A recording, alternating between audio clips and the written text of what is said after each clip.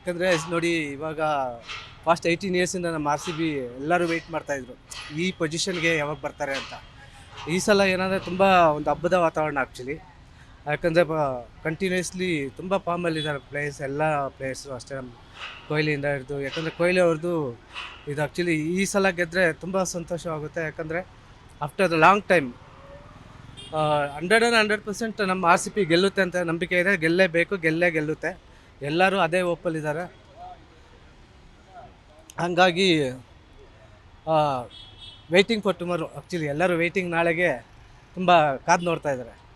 100% ನಮ್ಮ R C B ಹೊಡಿಯುತ್ತೆ. ಒಂದು ಹಬ್ಬದ ಸ್ಥಿತಿಯಲ್ಲಿ ಎಂಟೈರ್ ಬ್ಯಾಂಗ್ಳೂರು ಇರುತ್ತೆ.